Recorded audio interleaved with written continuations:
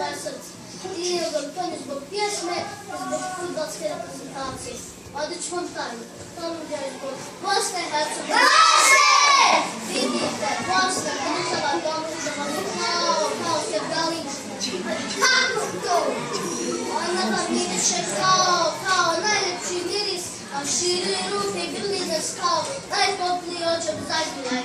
Stihovima joj uči jasne seminare i čuju se zvona pravoslavlje i katoličke crkve, a sukob odvanja šalovi ispred stare jevrijske smrti. Prođa Bosna kroz gradove, ale nađo srcu mira, njega stvara usporeda, osjećaje moje dira. Da sam ptica i da imam krila, ja bih cijelu Bosnu preletila, letila divni kad ne bi stala, dok se Bosne ne bi nagledala. Divo, šta divo?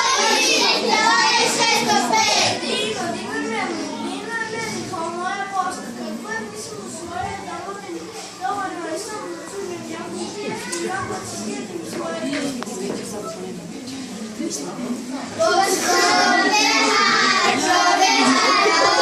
Mene život razočarao, svuda behana ljubiše, a ja uzvišem.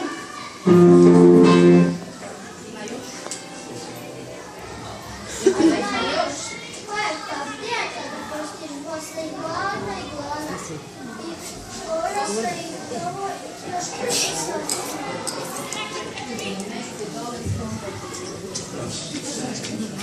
Godina 92.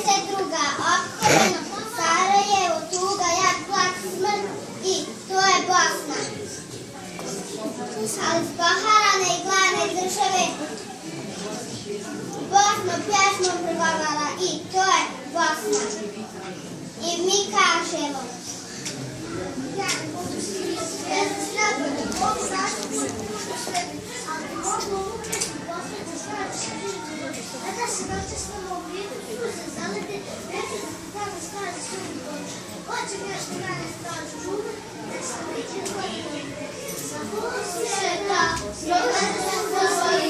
ostajem da Bog me kosi, nije me sram, stanki brzi, ja znam za opet, ja znam na pobjedim.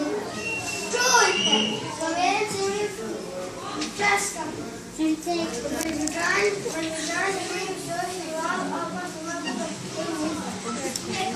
Eko, ima benzina, eko, logani plaću, zato imamo našu jane, ima svoju platu. Izašla bi na nos duša. Eto, Bosna vam je sve tu, radost djeteta kada dobije prvu peticu, kada je sve glasa zapjevamo našu dragu, kada srda podignu, kada se budu.